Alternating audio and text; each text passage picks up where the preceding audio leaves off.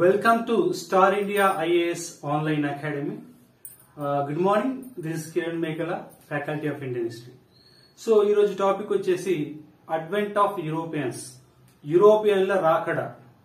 మనం చూసినట్టయితే యాన్షియంట్ కావచ్చు, మిడివల్ కావచ్చు, ప్రతి టాపిక్ కూడా ఎవరో ఒకరు బయట నుంచి రావడం మనం గమనిస్తుంటాం.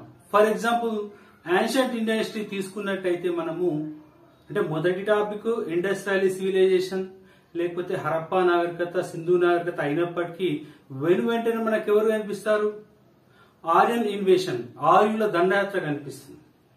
అదేవిధంగా తీసుకున్నట్టయితే మనకి మిడివల్ ఇండియన్ హిస్టరీ తీసుకున్నట్టయితే మనకి ఆ యొక్క అరబ్ ఇన్వేషన్, అరబ్బుల దండయాత్ర నుంచి మనకి స్టార్ట్ అవుతుంది. అదేవిధంగా మనకి మోడర్న్ ఇండియన్ హిస్టరీ తీసుకున్నట్టయితే యూరోపియన్ల రాకడా నుంచి మనకి ఆ టాపిక్ అన్నటువంటిది స్టార్ట్ అవుతుంది. కాకపోతే డిఫరెన్స్ మనం గమనించినట్టయితే ఆర్యులు కావచ్చు లేదా అరబ్బులు కావచ్చు, ఆర్యులు కావచ్చు లేకపోతే అరబ్బులు కావచ్చు, వాళ్ళు ఇండియాకి ఎలా వచ్చారంటే కత్తి చేత పట్టుకొని గుర్రం మీద యుద్ధానికై వచ్చారు. అంటే ఆర్యులు టాపిక్ అన్నటువంటిది కొంచెం కాంట్రవర్సీ అయినప్పటికీ ఇన్ జనరల్ గా చూసినట్టయితే ఆర్యులు కత్తి చేత పట్టుకొని ఆ యొక్క గుర్రం పైన ఇండియా మీదకి దండయాత్ర పరంగా రావడం జరిగిందని చెప్పుకుంటాం. అదేవిధంగా అరబ్బులను తీసుకున్నట్టయితే అరబ్బులు కూడా అదేవిధంగా 712 AD లోపల ఆ విధంగా రావడం జరిగింది. అదేవిధంగా ఇక్కడ మనం చూసినట్టయితే ఐరోపా వాసులు ఎవరైతే ఉన్నారో ఆ రకంగా రాలేదు. ఎలా వచ్చారు? వాళ్ళు కత్తి చేత పట్టుకొని యుద్ధపరంగా రాలేదు ఇండియాకి. ఎలా వచ్చారు? వ్యాపార పరంగా, వాణిజ్య వ్యాపార పరంగా వచ్చారు. కాబట్టి వాళ్ళ చేతిలో కత్తి లేదు. తక్కెడ అంటే త్రాసు, బాటు లేకపోతే చిన్న టెంటు, ఈ రకంగా వాళ్ళు కొంచెం సామాన్ తీసుకొని మన భారతదేశానికి రావడం జరిగింది. వ్యాపార నిమిత్తం ఆ యొక్క ఐరోపా వాసులు మన దేశానికి వచ్చారు.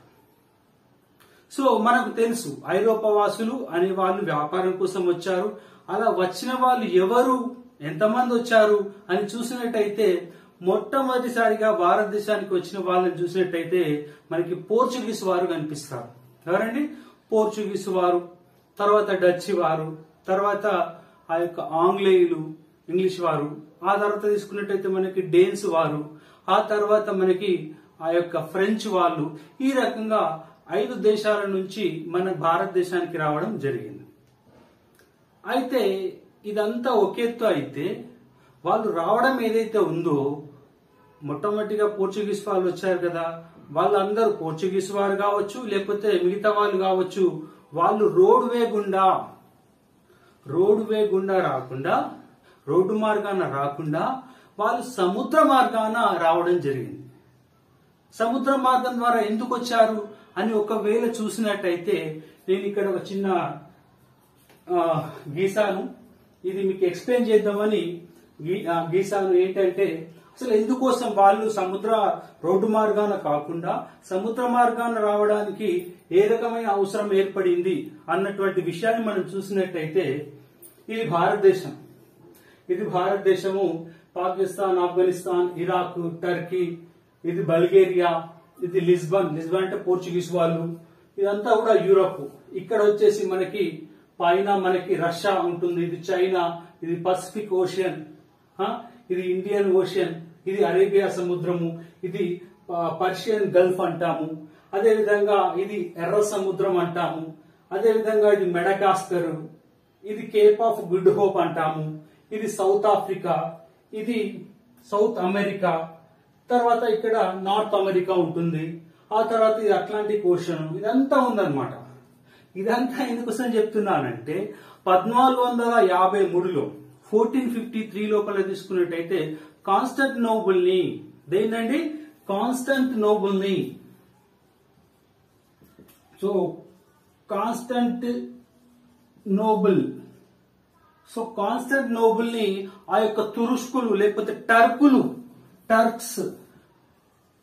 టర్క్స్ కాంకర్ చేయడం జరిగింది, ఆక్యుపైడ్ చేయడం జరిగింది 1453లో. ఎప్పుడండి? 1453లో. ఇంకా కరెక్ట్ గా చెప్పుకోవాలంటే మే 29న మే 29న 1453లో ఈ యొక్క టర్క్స్ కాన్స్టాంటినోపుల్ ని ఆక్యుపై చేయడం జరిగింది. సో ఈ యొక్క కాన్స్టాంటినోపుల్ ఎవరి కింద ఉంది అంటే రోమన్ ఎంపైర్ కింద ఉంది. రోమన్ ఎంపైర్ లేకపోతే దాన్ని ఇంకో పేరు ఏంటంటే బైజాంటియన్ అంటారు. Byzantine empire. So Roman empire లేకపోతే బైజాంటిన్ ఎంపైర్ కింద ఉన్నటువంటి ఈ యొక్క కాన్స్టాంటినోపుల్ ని టర్క్స్ అంటే ముస్లింస్ వాళ్ళు 1453లో మే 29న ఆక్యుపైడ్ చేయడం జరిగింది, కాంకర్ చేయడం జరిగింది.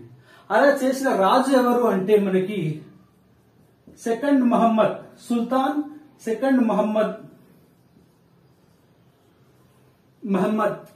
ఇలా రాశారు అనుకుంటున్నారా? ఇలాగే రాయాలి యాక్చువల్ గా. సో సెకండ్ మహమ్మద్ అలా ఆక్యుపైడ్ చేయడం జరిగింది. సో సెకండ్ మహమ్మద్ ఎవరు అని అంటే ఆ యొక్క ఒట్టోమాన్ ఎంపైర్.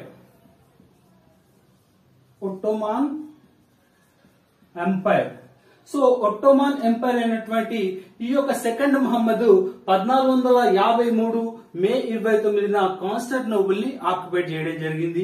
ఈ కాన్స్టాంటినోపుల్ ని ప్రెసెంట్ ఏమంటున్నామంటే ఇస్తాంబుల్ అంటున్నాము. ఏమంటున్నాము?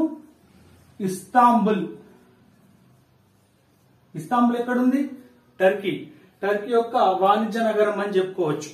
టర్కీ యొక్క మామూలుగా క్యాపిటల్ తీసుకున్నట్టయితే అంకారా, కానీ ఇక్కడ వాణిజ్య నగరం, వాణిజ్య క్యాపిటల్ వచ్చేసి ఇస్తాంబుల్ ప్రెసెంట్. సో దాని యొక్క పాత పేరు ఏంటంటే కాన్స్టాంటినోపుల్. అప్పట్లో ఎగ్జామ్స్ అడిగేది ఏదైనా ఒక నగరం పేరు ఇచ్చేసి, సిటీ పేరు ఇచ్చేసి, క్యాపిటల్ పేరు ఇచ్చేసి దాని యొక్క పాత పేరు ఏందని కూడా అడిగేది. సో ఇస్తాంబుల్ యొక్క పాత పేరు ఏంటంటే కాన్స్టాంటినోపుల్. సో దాన్ని ఆక్యుపైడ్ చేశారు. వీళ్ళు ఏంటంటే రోమన్లు అంటే వీళ్ళు నథింగ్ బట్ గ్రీకులు. సో వీళ్ళు టర్క్స్ అంటే నథింగ్ బట్ వీళ్ళు ముస్లిమ్స్. సో ఆ రకంగా రెండవ మహమ్మద్ ఆక్యుపైడ్ చేయడం జరిగింది. సో దీన్ని మనం ఒకవేళ మ్యాప్ లో చూసినట్టయితే ఇది ఎక్కడ ఉంటుందంటే రోమన్ ఎంపైర్ అంటే నథింగ్ బట్ టర్కీ ప్రాంతం అండి. సో ఇక్కడ ఉంటుంది.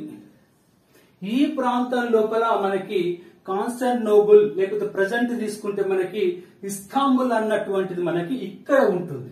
సో దీన్ని ఆక్యుపైడ్ చేశారు ఆ యొక్క టర్కులు. ఎప్పుడు?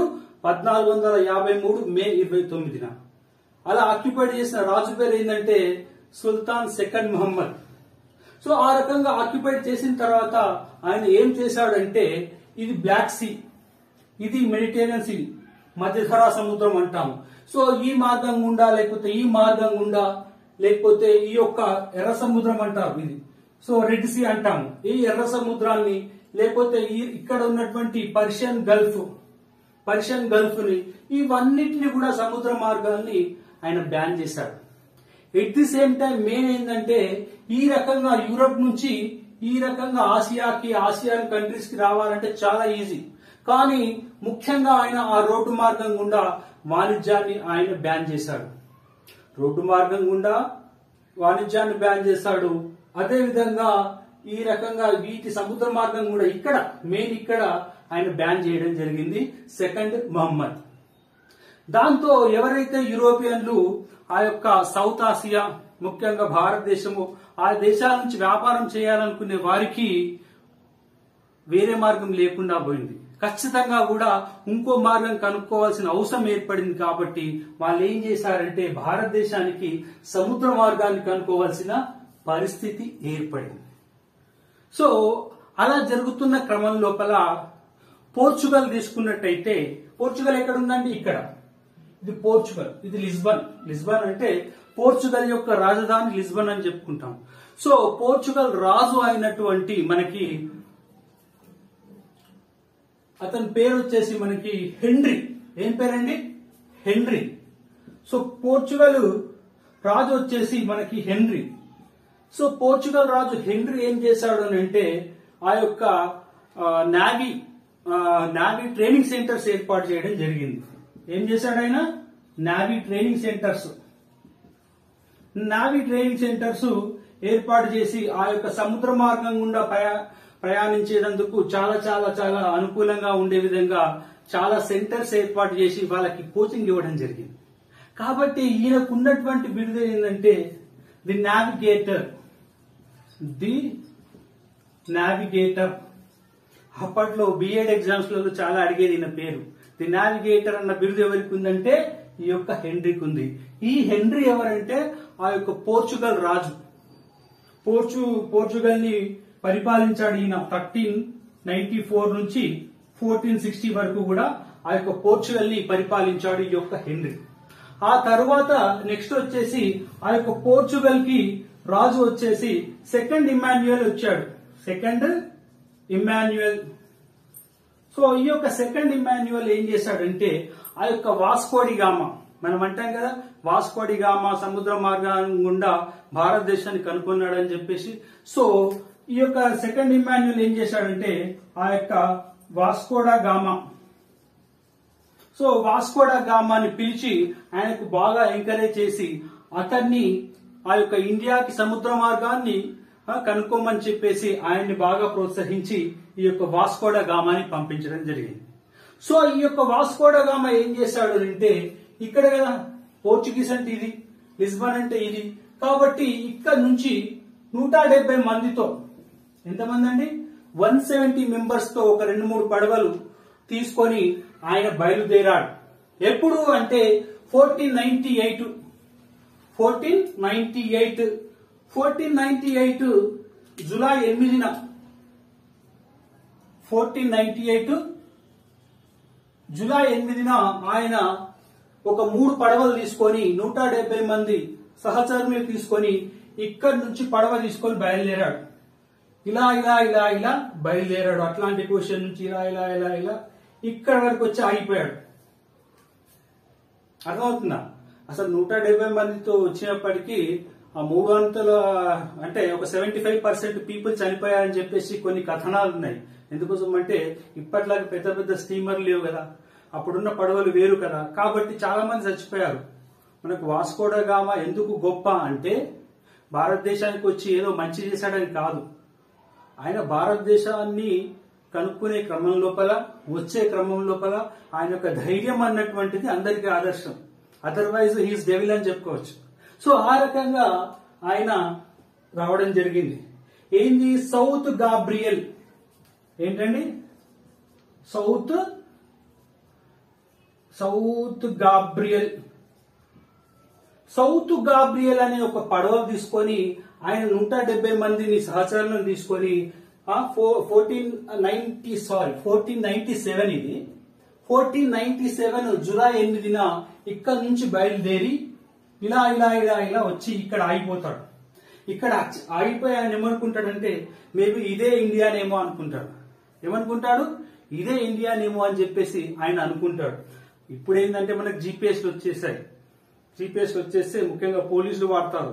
ఒక ప్రదేశం నుంచి ఇంకో ప్రదేశానికి వెళ్ళాలంటే ఇక్కడ జీపీఎస్ సెట్ చేసేస్తే వెళ్లిపోతారు. ఇప్పుడు గ్రేహాన్స్ కానీ స్పెషల్ పార్టీస్ ఉంటాయన్నమాట. వాళ్ళకి ఇంతకు ముందు మామూలుగా దిక్సూచి పెట్టుకుని పోయేది, ఒక దగ్గరికి పోయే బదులు ఒక దగ్గరికి వెళ్ళిపోయి చాలా తంటలు పడేది. కానీ ఇప్పుడున్న గ్రేహాన్స్ వాళ్ళకి ఏంటంటే జీపీఎస్ పెట్టేస్తే బస్ కథం పలానా తాండ దగ్గరికి వెళ్ళాలంటే ఇక్కడ కొట్టేసి వెళ్ళిపోతారు. అంతే కదా టెక్నాలజీ. కానీ అంత టెక్నాలజీ అప్పుడు లేదు కాబట్టి ఆయన ఇక్కడ వచ్చి ఆగిపోతాడు. ఇక్కడ వచ్చి ఆగిపోయేసి ఇదే ఇండియా అనుకుంటాడు ఆయన. అనుకోగానే ఇక్కడ మెడగాస్కర్ ఉంది కదా, మెడగాస్కర్. సో ఇక్కడ మెడగాస్కర్ లోపల అబ్దుల్ మాజిద్, ఎవరండి? అబ్దుల్ మాజిద్. సో అబ్దుల్ మాజిద్ అనే ఒక భారతీయ నావికుడు ఉంటాడు, గుజరాతీ నావికుడు ఉంటాడు. గుజరాతీ నావికుడు అన్నా భారతీయ నావికుడు అన్నా ఒకటే కదా. సో గుజరాతీ నావికుడు ఇక్కడ ఉంటాడు. సో ఈయన ఇక్కడ వ్యాపారం చేస్తా ఉంటాడు. సో ఈయన చూసి ఏం చేస్తాడు అని అంటే ఇతన్ని కలుసుకుంటాడు. ఎవరిని? వాస్కోడి గామాని కలుసుకొని ఏంటి hi hello how are you అని చెప్పేసి అనేసరికి ఇలా ఇలా చెప్తాడు. చెప్పేసరికి ఇది ఇండియా అనుకుంటాడు కదా. అప్పుడు అంటాడు అనమాట, ఇది ఇండియా కాదు, నువ్వు అటు పోతే ఇది సౌత్ ఆఫ్రికా, అటు పోతే జంగల్ కట్టే పోతావు, ఇది కాదు ఇండియా, మా భారతదేశాన్ని తీసుకెళ్తాను, నేను కూడా ఐఎమ్ ఫ్రమ్ ఇండియా అని చెప్పేసి ఐఎమ్ ఎన్ ఇండియన్ అని చెప్పేసి ఆయన ఏం చేశాడంటే ఈ యొక్క కేప్ ఆఫ్ గుడ్ హోప్, ఈ ప్రాంతం ఏదైతే ఉందో కేప్ ఆఫ్ గుడ్ హోప్ అంటారు. సో ఇక్కడ చేరుకున్నటువంటి ఆ యొక్క వాస్కోడా గామాని తీసుకొని ఇలా ఇలా ఇలా ఇలా ఇలా ఇలా ఇక్కడికి చేరుకుంటాడండి. సో ఇక్కడ ఏముంది? క్యాలికట్. కేరళలోని కాలికట్ కు చేరుకుంటాడు. ఎప్పుడు అంటే 1498 మే 17న 1498 మే 17న ఇక్కడ కాలికట్ కు చేరుకుంటారు. ఈ కాలికట్ నే నేనేమంటున్నామండి ప్రెసెంట్, ఇలా కూడా కొన్ని ఎగ్జామ్స్ లో అడిగారు. ప్రెసెంట్ కాలికట్ ని ఏమంటారంటే కోజికోడ్ అంటారు. ఏమంటారండి? కోజికోడ్. స్పెల్లింగ్ ను చూడకండి, కోజికోడ్ అంటారు. సో ఈ రకంగా 1498 మే 17న ఆయన చేరుకోవడం జరుగుతుంది అన్నమాట. ఇది కథ. మనం చూద్దాం ఏంటంటే అసలు వాళ్ళు ఇంకా ఇక్కడ వచ్చేసి ఏం చేశారు.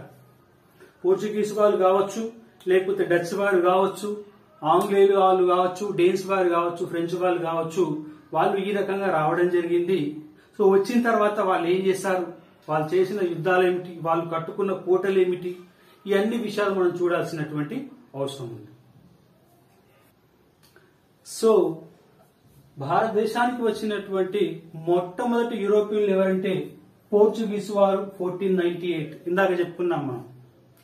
ఆ తర్వాత డచ్ వారు, ఆ తర్వాత ఇంగ్లీష్ వారు, ఆ తర్వాత డేన్స్ వారు, ఆ తర్వాత ఫ్రెంచ్ వారు. ఈ రకంగా 5 దేశాల నుంచి వచ్చారు యూరోపియన్లు. ఈ ఆర్డర్ కూడా మనం గుర్తుపెట్టుకోవాల్సిన అవసరం ఉంటుంది, లేదా ఈ డేట్ కూడా మనం గుర్తుపెట్టుకోవాలి. డచ్ వారు ఏ సంవత్సరంలో వచ్చారు, లేదా డేన్స్ వారు ఏ సంవత్సరంలో వచ్చారు, ఈ రకంగా అడుగుతారు. వాళ్ళు వచ్చిన ఇయర్ కూడా మనము గుర్తుపెట్టుకోవాలి. అదే విధంగా ఈ ఆర్డర్ కూడా మనం గుర్తుపెట్టుకోవాలి. ఈ ఆర్డర్ లోపల కన్ఫ్యూజన్ ఎక్కడ వస్తుందంటే పోర్చుగీస్ వారు మొదటగా వచ్చారు, అందరికి తెలిసిన విషయం. తర్వాత డచ్ వారా ఇంగ్లీష్ వారా అనేది చాలా మంది కన్ఫ్యూజన్. ఎందుకోసం అంటే ఈ యొక్క ఇంగ్లీష్ ఈస్ట్ ఇండియా కంపెనీ అన్నటువంటిది 1600 లో ఏర్పడింది. 1600 డిసెంబర్ 31న 1600 డిసెంబర్ 31న జాన్ కంపెనీ అనే పేరు పైన ఏర్పడింది. కాబట్టి చాలా మంది దీన్ని దృష్టిలో పెట్టుకొని సెకండ్ పోర్చుగీస్ వారి తర్వాత వచ్చింది ఇంగ్లీష్ వారేమో 1600 కాబట్టి, తర్వాత 1602 డచ్ వారేమో అని అనుకుంటారు.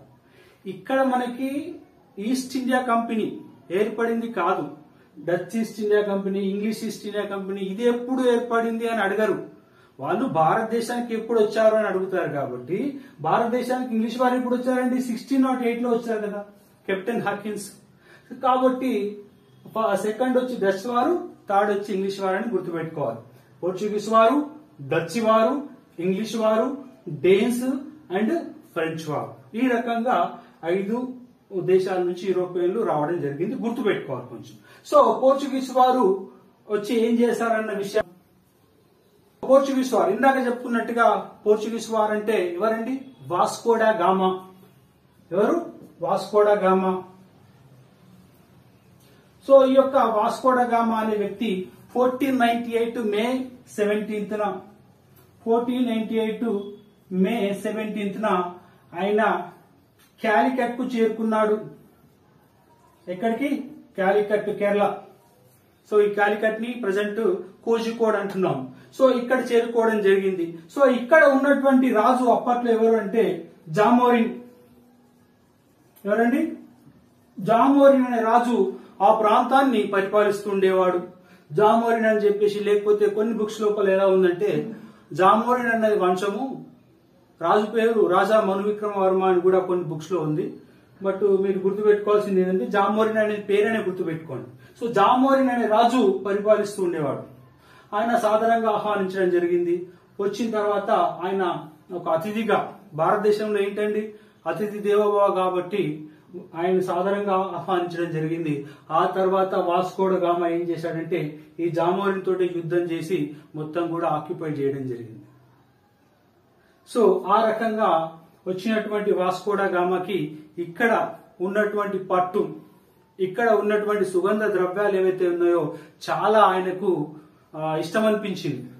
ఏవైతే మనం మిరియాలు అంటాం కదా, కింగ్ ఆఫ్ స్పైసెస్ అంటాం కదా. సో ఆ మిరియాలు ఏవైతే ఉన్నాయో ఆ మిరియాలు ఇలా అనేవాడు, అబ్బా అబ్బా ఎంత బాగున్నాయి ఎంత బాగున్నాయి అని చెప్పేసి. ఎందుకంటే మనం మిరియాల చారు తింటాము, మిరియాలు వేసుకుంటే చాలా బాగుంటుంది. కానీ అక్కడ వాళ్లకు మిరియాలు ఇవన్నీ స్పైసీ ఫుడ్ తెలియదు కాబట్టి చాలా బాగున్నాయని చెప్పేసి మిరియాలు అవి సుగంధ ద్రవ్యాలన్నీ కూడా తీసుకొని ఆయన మూటెముల్లా కట్టుకొని మళ్ళా పడవలు పెట్టుకొని ఆయన ఒక 600% ఎక్కువగా ఆ యొక్క యూరోప్ కంట్రీస్ లోపల ఆయన అమ్ముకున్నాడని మనం చెప్పుకుంటా ఉంటాం. ఆ తర్వాత ఆయన అట్లా వెళ్ళిపోయాడు. ఒకసారి కూడా మొత్తం పడవలో నింపుకొని ఆయన వెళ్ళిపోవడం జరిగింది. తర్వాత ఇదే క్యాలికట్ తీరానికి 1500 AD లోపల పెడ్రో కాబ్రాల్ అనే పోర్చుగీస్ అతను వచ్చాడు. ఏం పేరైనది? పెడ్రో కాబ్రాల్. సో ఈయన గురించి ఎందుకోసం చెప్పుకుంటామంటే ఇలా కూడా డైరెక్ట్ గా అడిగారు. 1500 AD లో వచ్చినటువంటి ఆయన పోర్చుగీసు నావికుడు పేరు ఏంటంటే ఈయన పేరు మనం చెప్పుకోవాలి. అదేవిధంగా ఈయన ఏం చేశాడంటే బ్రెజిల్ ని కనుక్కున్నాడండి. దేన్ని కనుక్కున్నాడు? బ్రెజిల్ ని కనుక్కున్నాడు. కాబట్టి కూడా గుర్తుపెట్టుకోవాలి పెడ్రో కాబ్రాల్. ఆ తర్వాత ఇలా కూడా అడుగుతాడు. ఆయన 1498 లో మొదటిసారిగా వచ్చాడు కదా వాస్కో డా గామా. సెకండ్ టైం ఎప్పుడు వచ్చాడు అని చెప్పేసి అడుగుతా ఉంటారు. 1502 లో వచ్చాడండి. ఎప్పుడు? 1502 లో ఆయన సెకండ్ టైం రావడం జరిగింది. అలా వచ్చిన తర్వాత ఆయన 1524 లో 1524 డిసెంబర్ 24 1524 ఆ ప్రాంతం లోపల ఆయన కొచ్చిన్ లోపల చనిపోయాడండి. కొచ్చి లోపల ఆయన మలేరియా వ్యాధితోటి ఆయన చనిపోవడం జరిగింది. చనిపోగానే సెయింట్ ఫ్రాన్సిస్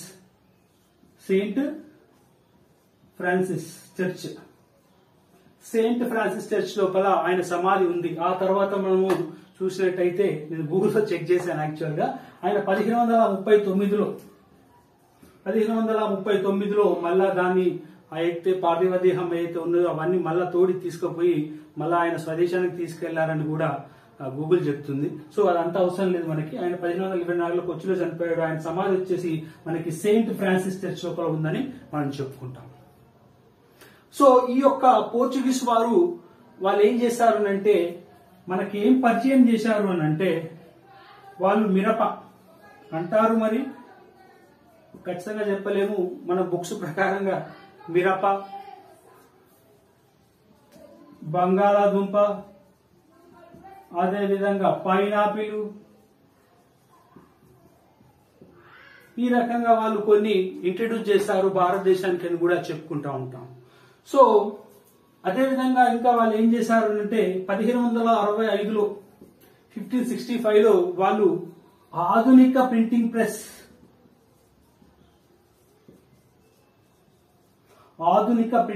ని వాళ్ళు ఎస్టాబ్లిష్ చేసి కొన్ని బైబుల్స్ ని కూడా వాళ్ళు ప్రింట్ చేయడం జరిగింది. యాక్చువల్ గా ప్రింటింగ్ ప్రెస్ ని ఎవరండి తయారు చేసింది? John Gutenberg. ఎప్పుడంటే 1440 లోపల జాన్ గుటెన్బర్గ్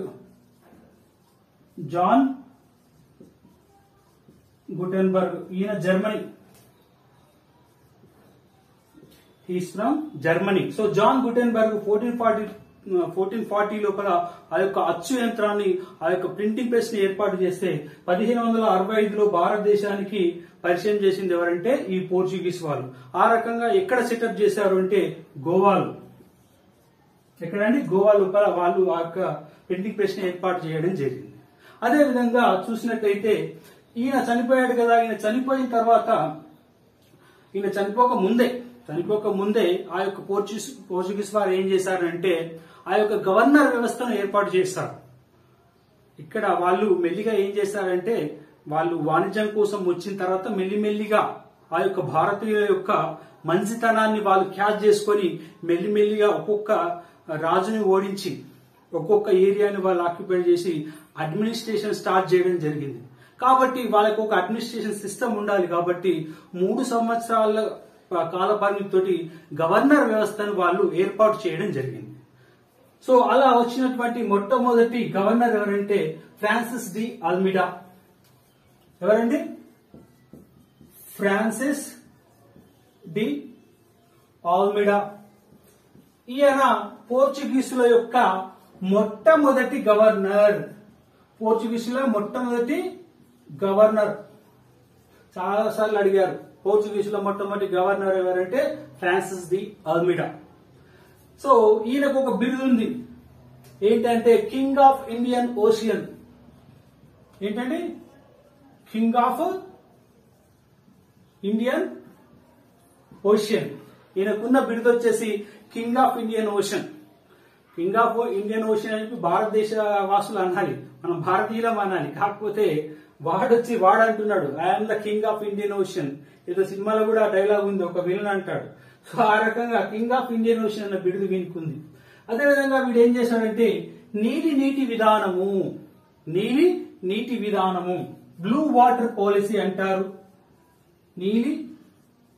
నీటి విధానము లేకపోతే ఇంగ్లీష్ లోపల బ్లూ వాటర్ పాలసీ లేకపోతే నీటి విధానాన్ని ఆయన ఏర్పాటు చేశాడు. అంటే ఏమీ లేదు, ఆ యొక్క అరేబియా సముద్రం, కేరళ అంటే ఇటు సైడ్ ఉంటుంది కదా అరేబియా సముద్రం, కింద వచ్చేసి హిందూ మహాసముద్రం, ఇటు వచ్చేసి బే ఆఫ్ బెంగాల్ కదా. సో కేరళ సైడ్ ఉండేది అరేబియా మహాసముద్రం కాబట్టి సో ఆ యొక్క అరేబియా సముద్రం పైన ఆ యొక్క సముద్ర మార్గం గుండా వ్యాపారాన్ని మొత్తం కూడా అదుపులో పెట్టుకోవాలని చెప్పేసి ఆయన నీటి విధానాన్ని ఏర్పాటు చేశాడు ఈ యొక్క ఫ్రాన్సిస్ డి అల్మిడా. మనకు చాలా ఎగ్జామ్స్ లో అడిగారు నీటి విధానాన్ని ఏర్పాటు చేసిన పోర్చుగీసు గవర్నర్ ఎవరు అంటే ఈ యొక్క ఫ్రాన్సిస్ డి అల్మిడా. కొందరు పొరపాటు పడి అల్బుక్లర్క్ అని పెడతారు. ఎందుకోసం అంటే ఈయన కంటే గొప్ప వ్యక్తి వచ్చేసి అల్బుక్లర్క్, నెక్స్ట్ మనం చెప్పుకుంటాం. ఎందుకోసం అంటే ఈయన వచ్చేసి మనకి 1504 నుంచి 1509 వరకు ఈయన పరిపాలించడం జరిగింది. సో ఈ రకంగా ఉంటుంది ఈయన గురించి. ఆ తర్వాత ఈయన 1509 ఆ ప్రాంతం లోపల ఆ యొక్క ఈజిప్ట్ యుద్ధంలో ఆయన మరణించడం జరిగింది, ఈజిప్ట్ యుద్ధంలో. ఆ తర్వాత రెండవ అతను వచ్చేసి మనకి ఆ యొక్క అల్బుక్లర్క్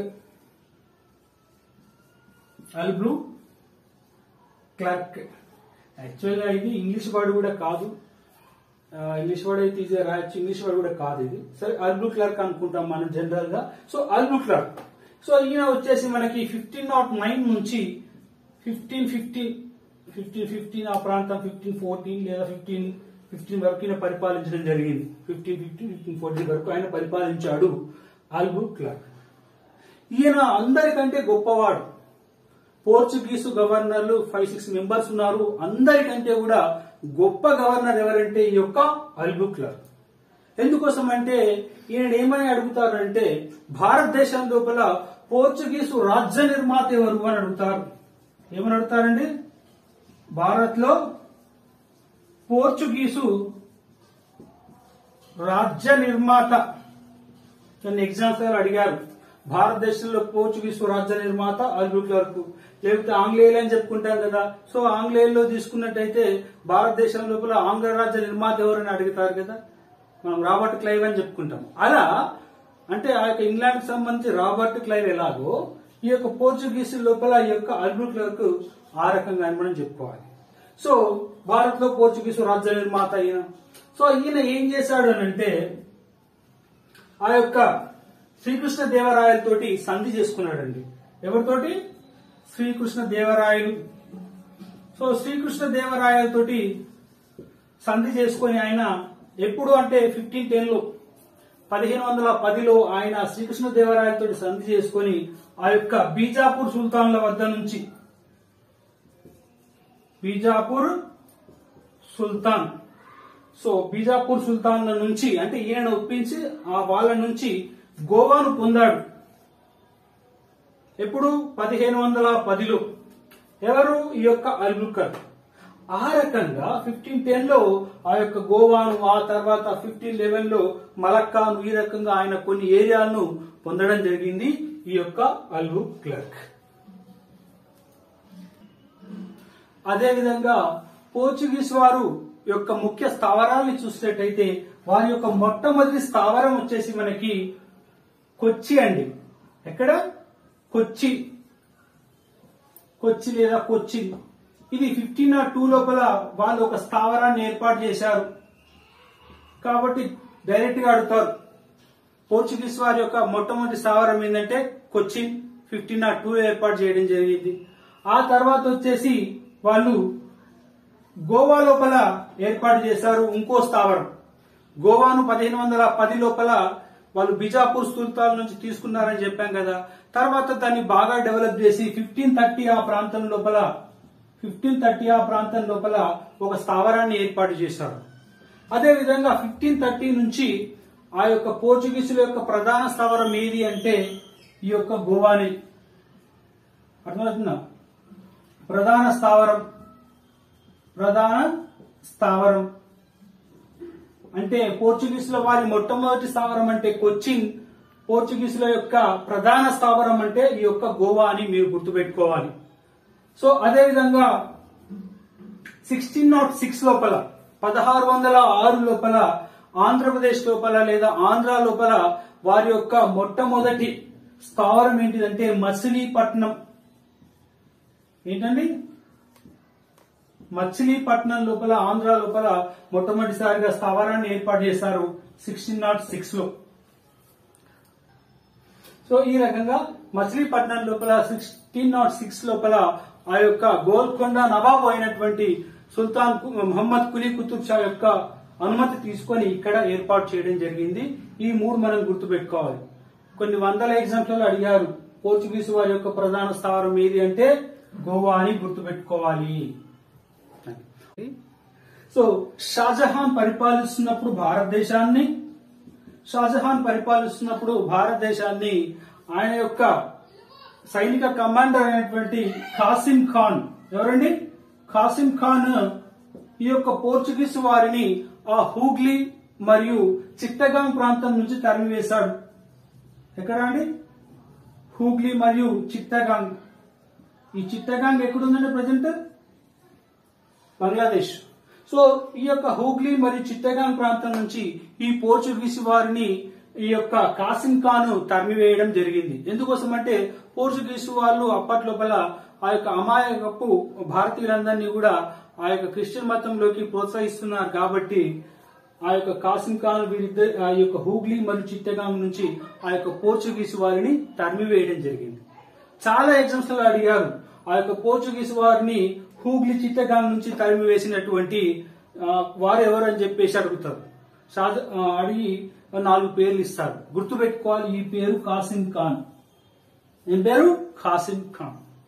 సో ఆ రకంగా వాళ్ళు ఏం చేశారంటే చివరిగా ఆ యొక్క గవర్నర్ జనరల్ ఎవరు? ఆ యొక్క పోర్చుగీసు యొక్క గవర్నర్ జనరల్ ఎవరు అని అంటే మనకి ఆ యొక్క డాన్ నోవా. సో చివరి ఆ యొక్క పోర్చుగీసు గవర్నర్ ఎవరంటే డాన్ జోవో కాస్ట్రో. ఏం పేరండి? Don Joao Castro. Don Joao Castro అనే అతను పోర్చుగీసు వారి యొక్క చివరి గవర్నర్. గుర్తుపెట్టుకోవాలి, ఇంతవరకు అడగలేదు, బట్ ఎండింగ్ లో చివరి అతని పేరు చెప్పాలని చెప్పేసి చెప్పడం జరుగుతుంది. డాన్ జావో కాస్ట్రో అనే అతను ఆ యొక్క పోర్చుగీసుల యొక్క చివరి గవర్నర్. అదేవిధంగా తీసుకున్నట్టయితే వీరి యొక్క అంతం గురించి చూసినట్టయితే 1961 ఎప్పుడండి? 1961 లో ఆ యొక్క ఆపరేషన్ విజయ్. ఏమండి? ఆపరేషన్ విజయ్ అనే పేరుతోటి భారత ప్రభుత్వము వీరితోటి చిన్నపాటి యుద్ధం చేసింది. ఎవరి అధ్యక్షత అంటే మేజర్ జనరల్ కాండెత్. ఎవరండి? Major general Candeth. ఏ రకంగానైతే ఆపరేషన్ పోలోకి ఆయన ఉన్నాడు కదా, జనరల్ లీడ్ చౌదరి, ఆ రకంగా ఇక్కడ మేజర్ జనరల్ కాండెత్ యొక్క అధ్యక్షతన 1961 లో ఆపరేషన్ విజయ్ అనే పేరు పైన వీళ్ళు ఒక చిన్నపాటి యుద్ధం పోర్చుగీసుతో చేశారు. ఆపరేషన్ విజయ్లు 2 ఉన్నాయి. ఇక్కడ ఒకటి వస్తుంది, కార్గిల్ యుద్ధం ఉంటుంది కదా 1999 లో కూడా, దాన్ని కూడా ఆపరేషన్ విజయ్ అంటారు. అది ఆపరేషన్ విజయ్ 2, ఇది ఆపరేషన్ విజయ్ 1 అని గుర్తుపెట్టుకోవాలి. సో ఈ రకంగా చేసేసి ఆ యొక్క పోర్చుగీసుల్ని ఆ యొక్క గోవా మరియు డామన్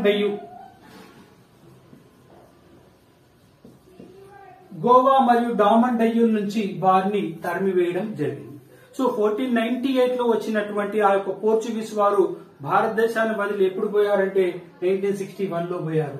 కాబట్టి మనం గుర్తుపెట్టుకోవాల్సిన విషయం ఏమిటంటే భారతదేశానికి మొట్టమొదటిగా వచ్చినటువంటి యూరోపియన్లు పోర్చుగీస్ వారి భారతదేశాన్ని వదిలిపెట్టిపోయినటువంటి చిట్ట చివరి యూరోపియన్లు అంటే కూడా ఆ యొక్క పోర్చుగీస్ వారి అని మనము గుర్తుపెట్టుకోవాలి. ఆ తర్వాత భారతదేశానికి వచ్చి ఇది పెట్టుకోకుండా చెప్తాను. ఆ తర్వాత భారతదేశానికి వచ్చిన రెండవ యూరోపియన్లు ఎవరంటే డచ్చి వారు. ఎవరండి? డచ్చి వారు.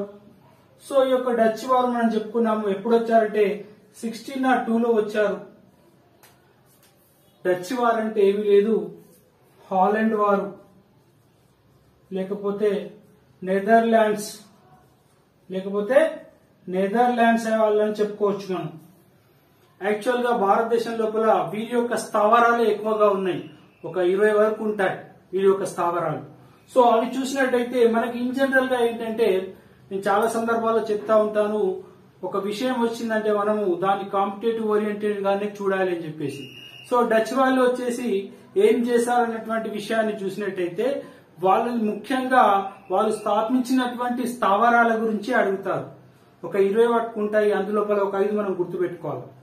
అందులోపల మొట్టమొదటి వచ్చేసి మనకి మొదటి స్థావరం వచ్చేసి 1605 లోపల మచిలీపట్నం. ఎక్కడండి? మచిలీపట్నం అన్నా బందర్ అన్నా ఒకటే. సో మచిలీపట్నం లోపల వాళ్ళు మొట్టమొదటిసారిగా వాళ్ళు ఫ్యాక్టరీని ఏర్పాటు చేశారు 1606లో. అదే 1606లో మచిలీపట్నం లోపల ఆ పోర్చుగీస్ వాళ్ళు ఆ యొక్క ఫ్యాక్టరీని ఏర్పాటు చేస్తే, ఇక్కడ 1605లో ఒక సంవత్సరం ముందే వీళ్ళు డచ్ వాళ్ళు ఏర్పాటు చేయడం జరిగింది.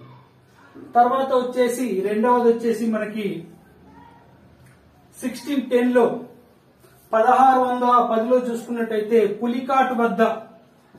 ఎక్కడండి? పులికాట్ అంటే ఎక్కడ? నెల్లూరు. సో నెల్లూరులోని పులికాట్ వద్ద వాళ్ళు 1610 లోపల ఒక స్థావరాన్ని ఏర్పాటు చేయడం జరిగింది. ఆ తర్వాత తీసుకున్నట్టయితే మూడవది తీసుకున్నట్టయితే మనకి ఆ యొక్క సూరత్ లోపల 1616లో సూరత్ లోపల, గుజరాత్ లోని సూరత్ లోపల ఆ యొక్క జహంగీర్ యొక్క పర్మిషన్ తీసుకొని వాళ్ళు ఏర్పాటు చేయడం జరిగింది. ఆ తర్వాత నాలుగవది తీసుకున్నట్టయితే మనకి ఆ యొక్క భీమునిపట్నం. ఎక్కడ? భీమునిపట్నం. సో భీమునిపట్నం వద్ద 1641 ఆ ప్రాంతం లోపల ఏర్పాటు చేయడం జరిగింది. సో భీమునిపట్నం అంటే విశాఖ దగ్గర భీమునిపట్నం. ఆ తర్వాత తీసుకున్నట్టయితే మనకి 1658 ఆ ప్రాంతం లోపల వాళ్ళు తమిళనాడులోని నాగపట్నం వద్ద. ఎక్కడ అండి? తమిళనాడులోని నాగపట్నం వద్ద ఏర్పాటు చేశారు ఒక స్థావరాన్ని, ఒక ఫ్యాక్టరీని. ఈ రకంగా మనం గుర్తుపెట్టుకోవాలి. ఒక్కోసారి ఒక ఇయర్ ఇచ్చేసి ప్రాంతం అడుగుతారు, లేదా ప్రాంతం ఇచ్చేసి ఇయర్ అడుగుతారు, లేకపోతే అన్ని ఇచ్చేసి క్రొనాలజీ అడుగుతా ఉంటారు. కాబట్టి గుర్తుపెట్టుకోవాలి. ఆ తర్వాత ఇదే నాగపట్నం ఏదైతే ఉన్నదో దీన్నే 1689 నుంచి ప్రధాన స్థావరంగా వాళ్ళు చేసుకున్నారు. ప్రధాన స్థావరంగా అంటే డచ్ వారి యొక్క మొట్టమొదటి స్థావరము ఏది, ప్రధాన స్థావరం ఏది అంటే నెల్లూరులోని పులికాట్ అని చెప్పుకోవాలండి. డచ్ వారి యొక్క మొట్టమొదటి ప్రధాన స్థావరం అంటే ఈ యొక్క పులికాట్. కాలక్రమం లోపల ఈ యొక్క పులికాట్ యొక్క ప్రాముఖ్యత తగ్గిపోయి దీని యొక్క ప్రాముఖ్యత పెరిగింది. కాబట్టి 1689 నుంచి నాగపట్నం అన్నటువంటిది ప్రధాన స్థావరం అయ్యింది. అది గుర్తుపెట్టుకోవాలి కొంచెం. సో తర్వాత తీసుకున్నట్టయితే మనకి అంబైనా ఉదాంతం అని ఒకటి ఉంటుంది. అంబైనా ఉదాంతము,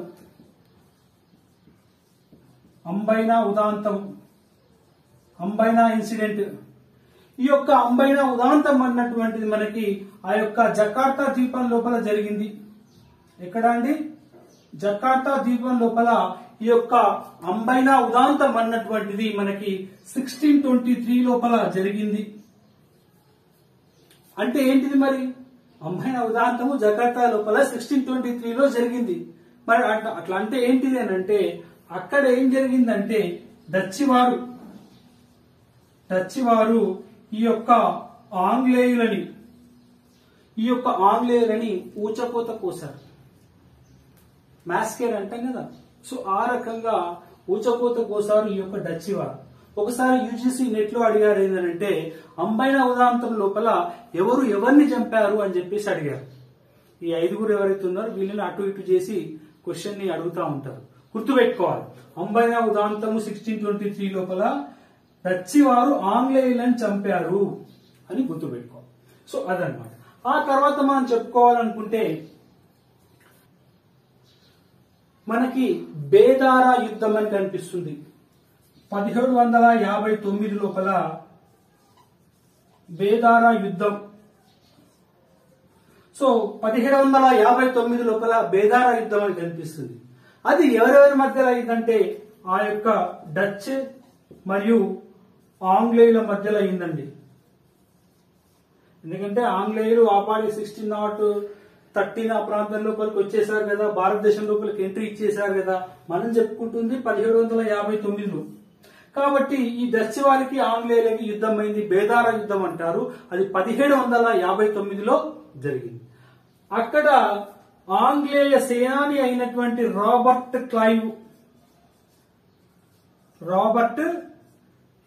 క్లైవ్ వీళ్ళని చావు దెబ్బతీశాడు. ఈ యొక్క డచ్ వారిని చావు దెబ్బతీస్తే వాళ్ళు ఆ యొక్క ఇండియా నుంచి ఏకంగా పారిపోవడం జరిగింది. పారిపోవడం అంటే ఇండియా నుంచి అంటే ఇండియా లోపల ఒక మూలకు దాక్కున్నారని చెప్పుకోవచ్చు. ఇండియా నుంచి పారిపోయారని బుక్స్ లో ఉంటుంది, కానీ అంటే పారిపోయి వాళ్ళు ఎక్కడికి పోయారన్నది ఇంపార్టెంట్. వాళ్ళు ఇండోనేషియాకి వెళ్ళారండి. ఎక్కడ? ఇండోనేషియాకి వెళ్ళారు. సో ఇండోనేషియాకి పారిపోయారు. ఇండోనేషియా దేశానికి అని చెప్పుకోలేము. ఎందుకోసం అంటే ఇండోనేషియా దేశంగా ఏర్పడి 1745 ఆగస్టు 17న. సో వీళ్ళు 1759 గురించి మనం మాట్లాడుకుంటున్నాం కాబట్టి వాళ్ళు ఒక రకంగా ఇండోనేషియా కూడా భారత్ లో భాగంగానే ఉండేది ఒకప్పుడు. కాబట్టి వాళ్ళు ఇండోనేషియాకి 1759లో వెళ్లిపోయిన తర్వాత వాళ్ళు అక్కడే ఉన్నారు. ఎప్పటి వరకు ఉన్నారంటే 1949 1949 వరకు కూడా వాళ్ళు అక్కడే ఉన్నారు. ఎక్కడ? ఇండోనేషియాలోనే ఉన్నారు ఈ యొక్క డచ్ వాళ్ళు. మరి ఇక్కడ 1945 ఆగస్టు 17న ఇండోనేషియాకి స్వాతంత్రం వచ్చింది కదా. అట్లెట్లా అంటే వాళ్ళకి స్వాతంత్రం వచ్చినప్పటికీ కూడా వాళ్ళు అక్కడే ఉన్నారు. ఫర్ ఎగ్జాంపుల్ మన ఇండియా విషయం తీసుకున్నట్టయితే ఎలా ఉంది? 1947 15 ఆగస్టు రోజున వాళ్ళు వెళ్ళిపోయారు. ఒక 2 రోజుల ముందు నుంచే, కొన్ని నెలల ముందు నుంచి వాళ్ళు వెళ్ళిపోవడం స్టార్ట్ అయింది. కానీ ఇక్కడ వెళ్ళిపోలేదు వాళ్ళు. వాళ్ళకి స్వాతంత్రం వచ్చిందని వాళ్ళు ప్రకటించుకున్నప్పటికీ కూడా డచ్ వాళ్ళు వెళ్ళిపోలేదు. కాబట్టి మళ్ళీ ఒక రెవల్యూషన్ అక్కడ వచ్చింది, తిరుగుబాటు అక్కడ రావడం జరిగింది. అంతా కూడా ఇండోనేషియా రెవల్యూషన్ లోపల చూడొచ్చు. బట్ ఇక్కడ మనం గుర్తుపెట్టుకోవాల్సిన విషయం ఏంటంటే 1759లో వాళ్ళు వెళ్లిపోయి 1949 వరకు ఎక్కడ ఉన్నారు ఆ యొక్క ఆంగ్లేయులు అంటే మనకి ఇండోనేషియాలో ఉన్నారు. ఆ తర్వాత 1949లో ఆ యొక్క ఇండోనేషియాని కూడా వాళ్ళు వెళ్లిపోయి అక్కడి నుంచి వెళ్లిపోయి స్వదేశానికి వెళ్లిపోవడము జరిగింది.